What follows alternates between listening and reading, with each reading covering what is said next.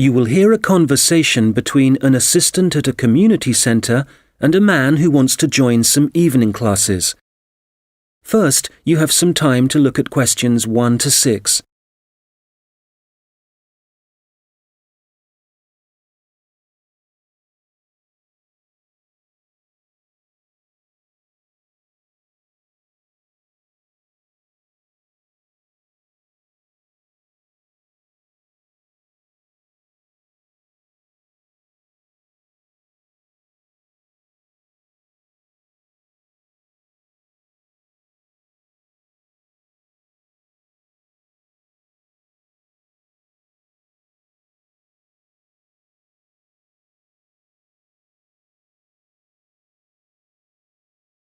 Hello, Eastwood Community Centre.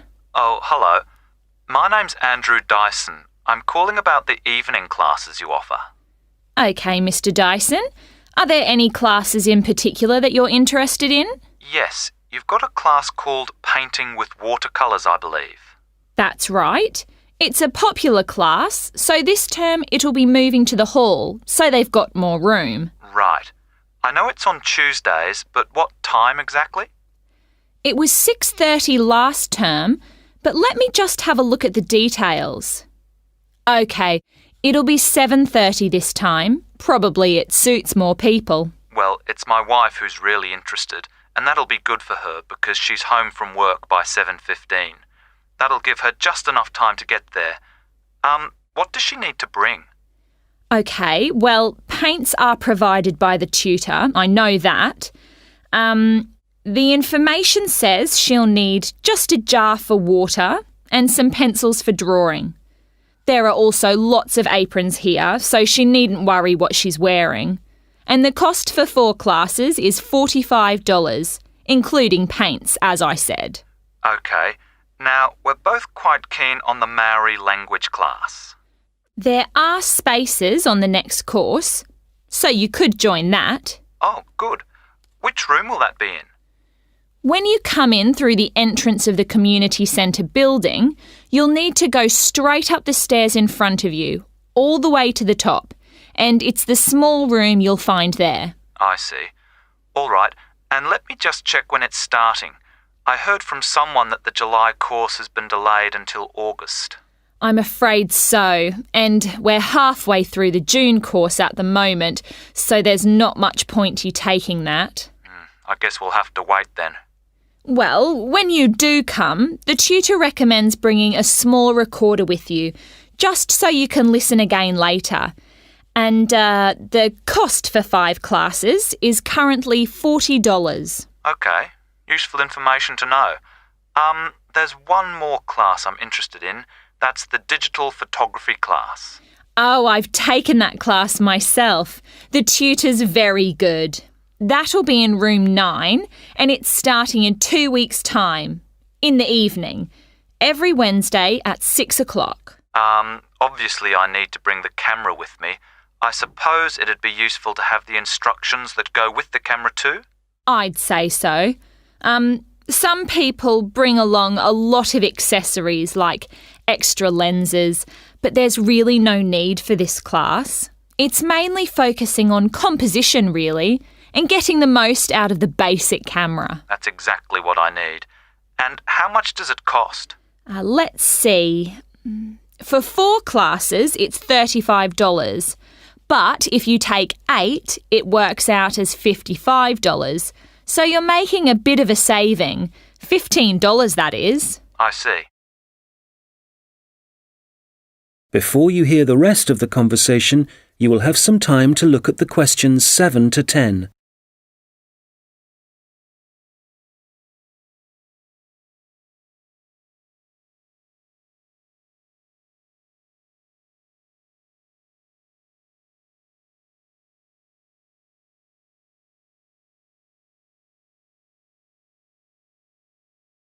Now listen and answer questions 7 to 10. OK, now just another question for the watercolours class. I've just remembered that my wife asked me to find out about the level. Who's it for? OK, well, you don't have to be very skilled or anything like that. It's designed for beginners, actually. People who might see art as a hobby rather than as a professional opportunity. That sounds like my wife. And, who do I talk to if I want to find out some more about the Maori language classes? Probably best to talk to the tutor directly. He'll be in the office in about half an hour. His name's Jason Kuai. That's Kahhui. Good. I'll give him a call. Oh, if you do decide to come to the photography class, don't forget to look at your camera battery and make sure it's charged. I know it sounds obvious, but I've seen a few people suddenly find the cameras stopped working right in the middle of class. Yes, I can imagine it'd be easy to forget that. Oh, that reminds me. In the final week of the photography course, is it right that there's a visit to a show in the local area? I work in the city, you see, so I might have to come home early for that one. Yes, they'll decide the date once the class has started. Is there anything else I can... That is the end of section 1. You now have half a minute to check your answers.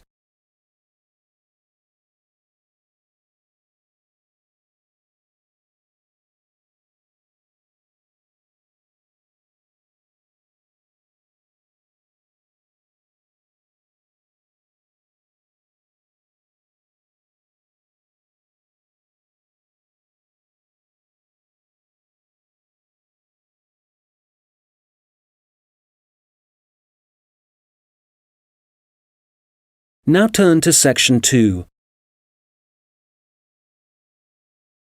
You will hear a project manager talking to voluntary workers about the tasks that need to be done. First, you have some time to look at questions 11 to 14.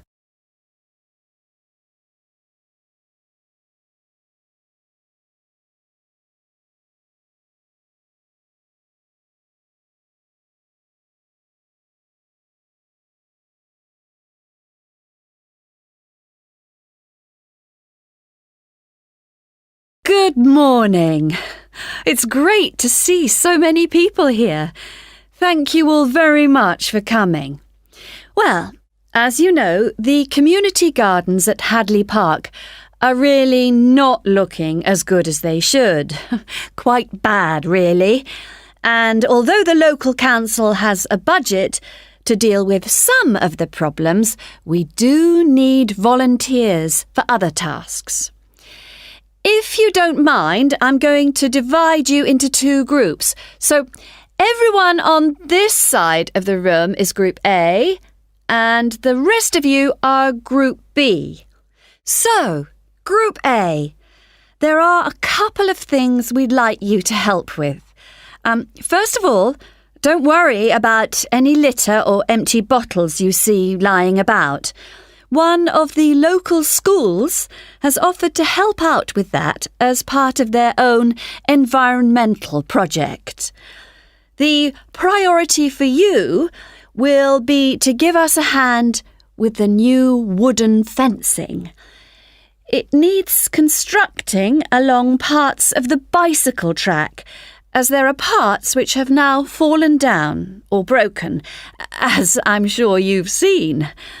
You've probably also noticed that some of the pathways that come from the bicycle track are quite narrow, and there are plans to make them wider, but the council will be dealing with that later in the year. And they've also promised to produce some informational signs about the plants in the gardens. Hopefully, they'll be up in a few weeks' time. The other thing we're doing is getting rid of some of the foreign species that are growing in the gardens and putting back some native plants and trees. So you'll be doing some digging for us and getting those into the ground. So, Group A, there's some items you'll need to bring along with you. I was going to say raincoats, but the forecast has changed, so you can leave those at home. I'd definitely recommend a strong pair of boots. Waterproof would be best. It's quite muddy at the moment, and your own gloves would also be advisable. Tools will be available, spades and hammers, that kind of thing. You just need to make sure they go back in the trucks.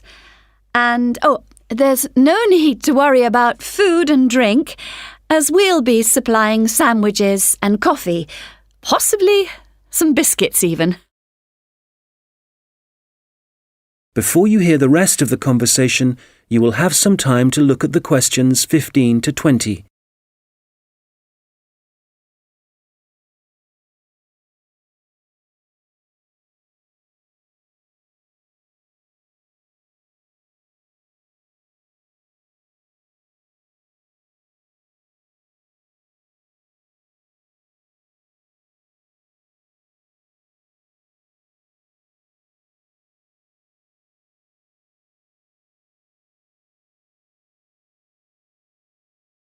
Now listen and answer questions 15 to 20. OK, Group B, your turn. Does everyone have a copy of the plan? Oh, great. OK. We'll all be meeting in the car park. That's on the bottom of the plan. See? Now, if you've been assigned to the vegetable beds, to get there, you go out of the car park and go up the footpath until you reach the circle of trees. There they are, in the middle of the plan. And you see that the footpath goes all the way around them. Well, on the left-hand side of that circular footpath, there's a short track which takes you directly to the vegetable beds. You can see a bamboo fence marked just above them. All right? OK, if you're helping out with the beehives, pay attention. Look again at the circle of trees in the middle of the plan and the footpath that goes around them. On the right side of that circle, you can see that the footpath goes off in an easterly direction, heading towards the right-hand side of the plan. And then the path splits into two, and you can either go up or down. You want the path that heads down. And at the end of this, you see two areas divided by a bamboo fence. And as we're looking at the plan, the beehives are on the right of the fence. The smaller section, I mean. Now, don't worry, all the bees have been removed. You just need to transport the hives back to the car park. OK, for the seating, look at the circular footpath. At the top of it, there's a path that goes from there and takes you up to the seating area, alongside the bicycle track, and with a good view of the island, I suppose. OK, if you're volunteering for the adventure playground area, let's start from the car park again and go up the footpath, but then you want the first left turn. Go up there and then you see there's a short path that goes off to the right. Go down there and that's the adventure playground area, above the bamboo fence. That fence does need repairing, I'm afraid. Right, what else? Oh yes, the sand area. We've got that circular footpath in the middle. Find the track that goes east, towards the right-hand side of the plan, and where that track divides, you need the little path that goes up towards the bicycle track. The sand area is just above the bamboo fence there. And finally, the pond area. So it's on the left-hand side of your plan, towards the top, just above the fruit bushes and to the left of the little path. OK, as I said already, hopefully we'll be... That is the end of section 2. You now have half a minute to check your answers.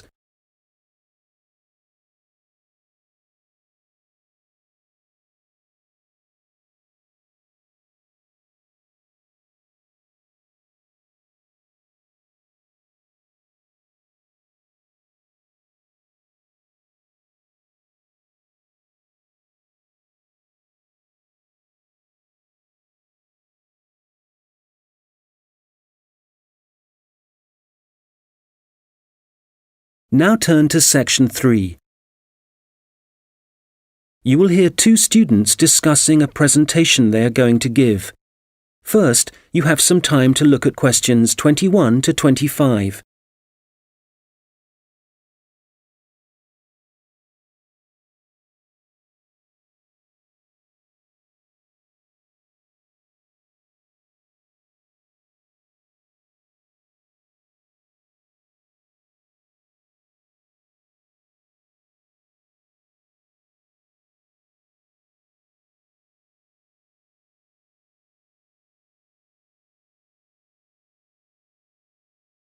Hi, Robert. Hi. Sorry I'm late. I was just printing off some pages about food waste in Britain. Do you want to include Britain in the presentation? I thought we were concentrating on the USA. Well, it is a global problem, so I thought we ought to provide some statistics that show that. Fair enough. What did you find out? Well, I was looking at a British study from 2013. It basically concluded that 12 billion pounds worth of food and drink was thrown away each year, all of it ending up in landfill sites. Over 8 million tons. And that wasn't including packaging. An incredible amount. Yes, and they were only looking at what households threw away. So there's no information about restaurants and the catering industry. But one thing the study did investigate was the amount of milk and soft drinks that were wasted. And I think it was probably quite unique in that respect. Interesting. You know, in the other European reports I've read, there's one thing they have in common when they talk about carbon dioxide emissions. I know what you are going to say. They never refer to the fuel that farms and factories require to produce the food, and the carbon dioxide that releases? Exactly. We could really cut down on carbon emissions if less food was supplied in the first place. To my mind, the reports talk too much about the carbon dioxide produced by the trucks that deliver the fresh goods to the shops and take the waste away.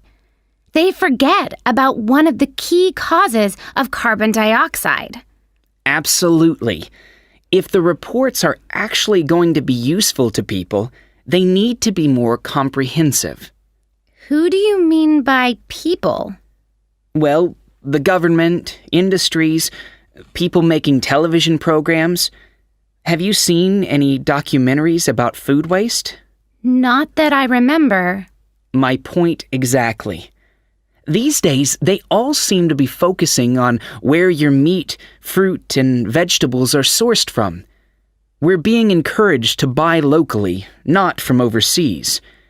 That's probably a good thing, but I'd still like to see something about waste. Yes, it's the same with magazine articles. It's all about fat and sugar content, and the kind of additives and coloring in food, but nothing about how it reaches your table and what happens after it ends up in the bin. Well, we've only got 15 minutes for this presentation, so I think we'll have to limit what we say about the consequences of food waste. What do we want to concentrate on? Well, I know some of the other presentations are looking at food and farming methods and what they do to the environment. So I think we'll avoid that.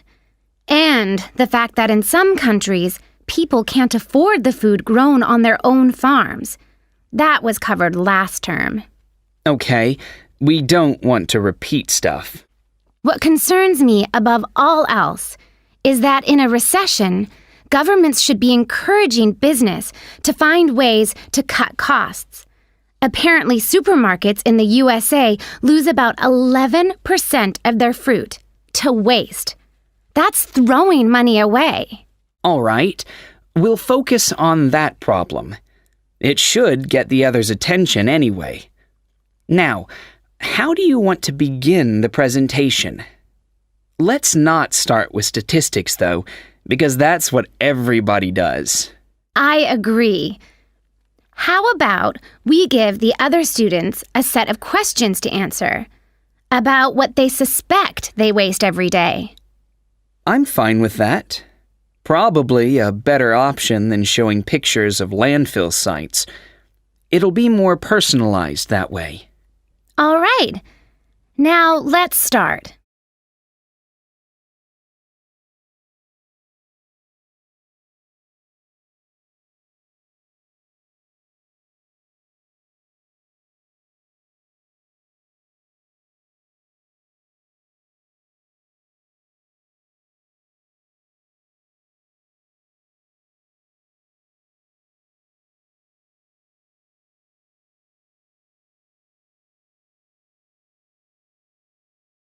Now listen and answer questions 26 to 30.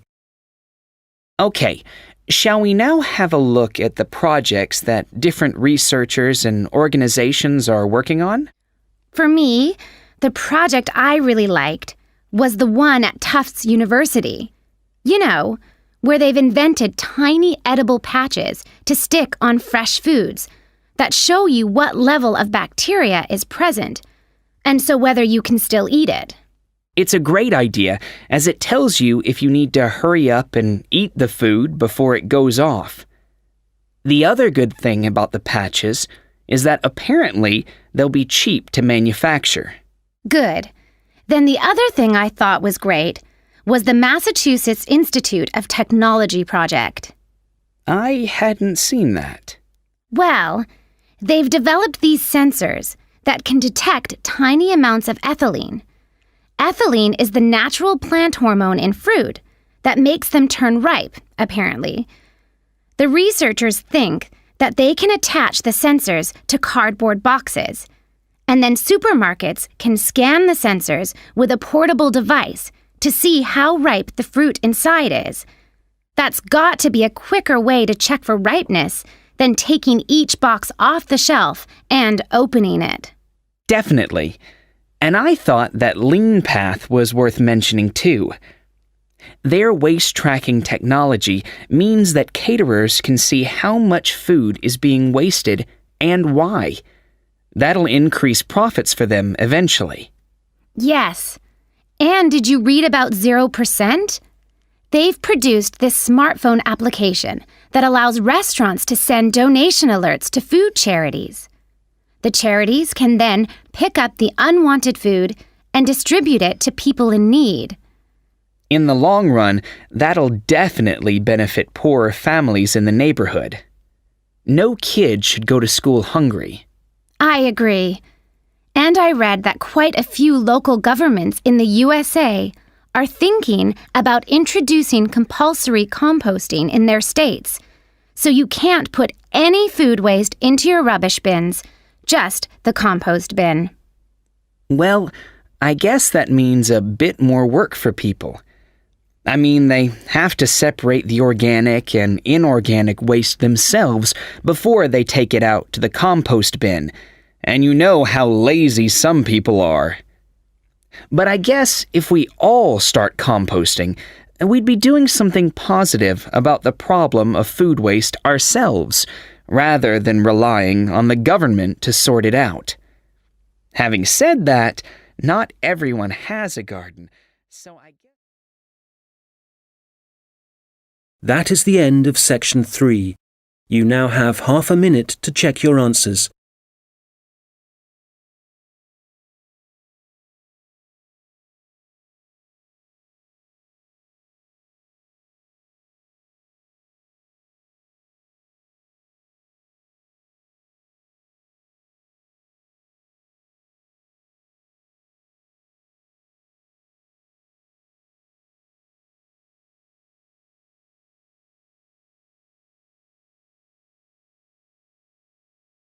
Now turn to section 4. You will hear a lecture about Maori kite making. First, you have some time to look at questions 31 to 40.